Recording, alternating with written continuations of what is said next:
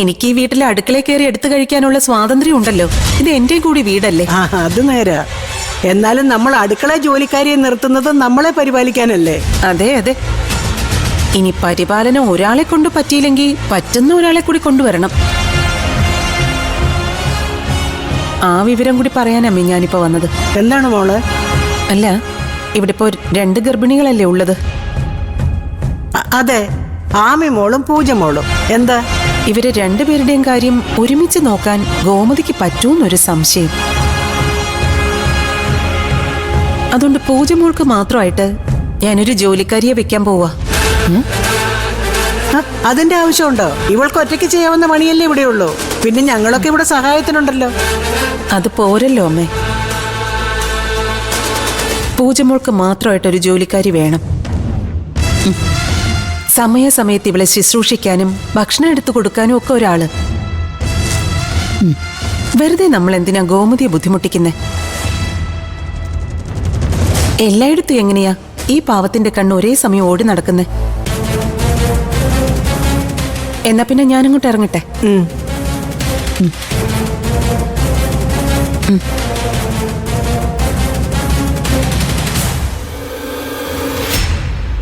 അല്ല മോളെ, ഒന്നുകൂടെ ആലോചിച്ചിട്ട്. അമ്മ ഇന്നലെ തന്നെ കണ്ടില്ലേ, ശ്രദ്ധക്കുറവുണ്ടല്ലേ ഇങ്ങനെയൊക്കെ സംഭവിച്ചത്. ഇനി എന്തിനാ നമ്മൾ അറിഞ്ഞുകൊണ്ട് അങ്ങനെ ഒരു സാഹചര്യം ഉണ്ടാക്കുന്നേ? അതും നേരെ. എന്താന്ന് വെച്ചാ മായ മോളുടെ ഔചിത്യം പോലെ ചെയ്തോ. ഇവിടെ ഇപ്പോ പുതിയൊരു വേലക്കാരുടെ ആവശ്യം ഉണ്ടായിട്ടല്ല. എന്നാലും പൂജമോളെ നോക്കാൻ മാത്രം ഒരാളെ വെക്കുന്നതിൽ തെറ്റില്ല. അപ്പൊ ഗോമതിക്ക് ആമി മോളുടെ കാര്യം നോക്കാൻ ഒത്തിരി സമയം കിട്ടുമല്ലോ. എന്നാ പിന്നെ ഞാൻ ഇറങ്ങട്ടെ. ആയിക്കോട്ടെ, എന്റെ ഫോണാ, ഞാനൊന്ന് നോക്കട്ടെ. നീ ഇവിടെ നിൽക്കേ, ഞാനിപ്പോ വരാം.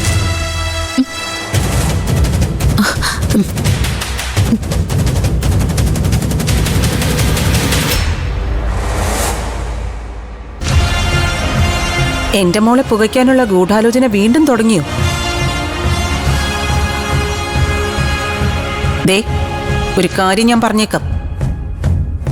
എന്റെ കൊച്ചിന് ഇവിടെ എന്തെങ്കിലും ബുദ്ധിമുട്ടുണ്ടായ ഒന്നിനെ ഞാൻ വെറുതെ വെച്ചേക്കില്ല. കുറച്ചു ദിവസം ആയല്ലോ നിങ്ങൾ ഈ ഭീഷണി തുടങ്ങിയിട്ട്. നിങ്ങളുടെ കൊച്ചിന്റെ പ്രസവ ശുശ്രൂഷ നടത്താൻ ഞങ്ങൾ അവളുടെ വയറ്റാട്ടികളൊന്നും അല്ല. നീ വയറ്റാട്ടി ആയാലും അല്ലെങ്കിലും കൊള്ളാം.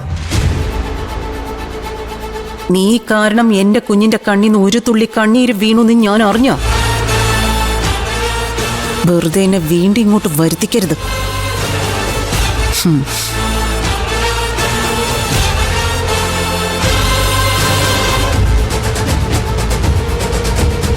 മോളെ, എന്നാ ഞാൻ ഇറങ്ങട്ടെ.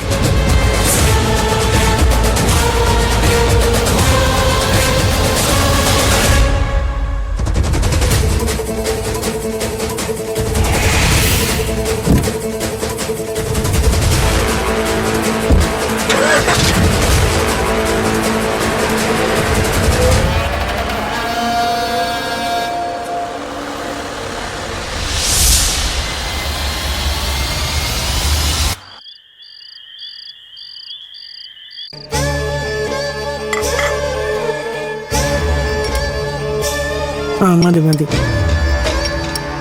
ഗോമതിയെ, ആമയ്ക്കും പൂജമോൾക്കും വിളമ്പെന്ന് നല്ല ചൂടായിട്ട് മതി.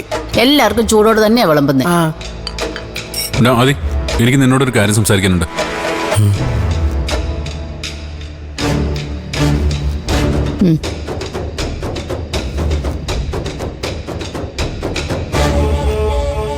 ആരെ ആയാലും നിർത്തേണ്ട പോലെ നിർത്തണം. അതല്ലാത്തതിന്റെ ബുദ്ധിമുട്ട് ഞാനിപ്പോ അനുഭവിച്ചുകൊണ്ടിരിക്കുക. ദത്തം പറ, എന്താ ഇവനോട് പറയാനുള്ളത്? അല്ല, ഇവന്റെ പഠിത്തത്തിന്റെ കാര്യം. തൽക്കാലം ഡൽഹിക്ക് പോയ അവന് ബുദ്ധിമുട്ടാണെങ്കിൽ ഇവിടെ ടൗണിൽ തന്നെ എൻട്രൻസ് കോച്ചിങ്ങിന് ചേരാം. വെറുതെ ഒരു വർഷം കളയണ്ടല്ലോ. അതൊരു നല്ല കാര്യ. രാവിലെ പോയിട്ട് വൈകിട്ടിങ്ങ് വരാം. എന്താ മോളുടെ അഭിപ്രായം? അല്ല, ആദ്യക്കുട്ടന്റെ കാര്യമാകുമ്പോ ആദ്യം അന്വേഷിക്കേണ്ടത് പൂജമോളോടാണല്ലോ. മോള് പറ, ഇവൻ ടൗണിൽ കോച്ചിങ്ങിന് ചേരട്ടല്ലേ? നല്ല കാര്യല്ലേ, എനിക്ക് സന്തോഷമേ ഉള്ളൂ. എന്നാ പിന്നെ ഇനി എന്ത് നോക്കാനാ? ദത്ത, നാളെ തന്നെ എന്താന്ന് വെച്ചാൽ ഏർപ്പാട് ചെയ്തോ. ആ. നാളെ നല്ല ദിവസമാ. ആ ആ, നാളെയാണല്ലോ ഞാൻ ഭജന വിരിക്കാൻ ഓച്ചറയ്ക്ക് പോകുന്നത്.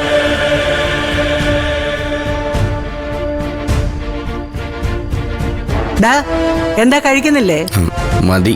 ഞാൻ പറഞ്ഞ ഏത് കാര്യം നിനക്ക് ഇഷ്ടപ്പെടാതെ എഴുന്നേറ്റ് പോകുന്നത്? ഞാൻ ഭജന വിരിക്കാൻ പോകുന്നതോ അതോ നീ കോച്ചിങ്ങിന് പോകുന്നതോ? നീ ഒരു തീരുമാനം പറഞ്ഞിട്ട് പോ. നാളെ മുതൽ നീ കോച്ചിങ്ങിന് പോവല്ലേ? ഞാൻ ഒന്നും ആലോചിച്ചിട്ടില്ല. ആ എന്നാ ആലോചിക്കണം. എനിക്ക് കുറച്ച് സമയം വേണം. പക്ഷെ ഇവന് എന്ത് ഭാവിച്ചാ? ഇവന്റെ മനസ്സിൽ എന്താണെന്ന് ആർക്കും ഒരു പിടിയും കിട്ടുന്നില്ലല്ലോ. നമുക്കല്ലേ പിടി കിട്ടാത്തത്. പിടി കിട്ടുന്നവരൊക്കെ ഉണ്ടിവിടെ. അവനോരോ തോന്നിവാസം കാണിച്ചതിന് പൂജമോൾ എന്ത് പഴിച്ചടി? നോക്കിയിരിക്കേ അവള് നാത്തുമ്പോരിന് എന്തെങ്കിലും പഴുതുണ്ടോന്ന്. ഹ, അവിടെ ഇരിക്കുമോളെ, കഴിച്ചിട്ട് പോയാ മതി. മതി മുത്തശ്ശി, വയറ് നിറഞ്ഞു.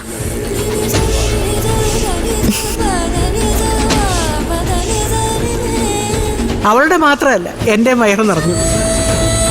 എന്റെ ദൈവമേ, ഞാൻ എന്ത് പാപം ചെയ്തിട്ടാ എന്റെ കുടുംബത്തിന് അധോഗതി വന്ന്?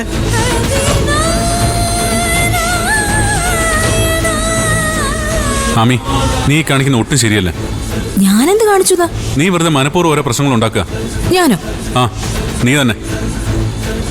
മുത്തശ്ശി ഇപ്പൊ പറഞ്ഞ് എനിക്ക് മനസ്സിലാവുന്നുണ്ട്. നാത്തും പോരിന് നിന്നെ കഴിഞ്ഞ് ഇപ്പൊ ഇവിടെ ഒരാളുള്ളൂ. ഏയ്, ദത്തേട്ടൻ കഴിച്ചില്ലല്ലോ. മതി, എന്റെ വയറ് നിറഞ്ഞു.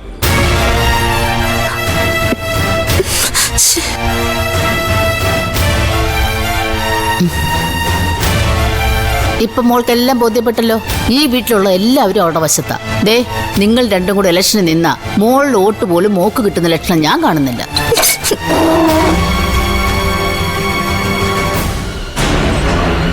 അതിനിപ്പോ ചാടിത്തുള്ളിട്ട് കാര്യമുണ്ടോ? കണ്ടറിഞ്ഞ് പണി കൊടുക്കല്ലേ വേണ്ടത്. ആർക്കും വേണ്ടേ പിന്നെ ഞാൻ എന്തിനാ ഇങ്ങനെ കിടന്ന് കഷ്ടപ്പെട്ട് വെച്ച് വിളമ്പുന്നേ? ആദ്യം എന്നെ കുറ്റക്കാരിയാക്കി അടങ്ങുന്നുള്ള വാശിയിലല്ലേ? അതിന് താൻ കുറ്റവും ചെയ്തില്ലല്ലോ.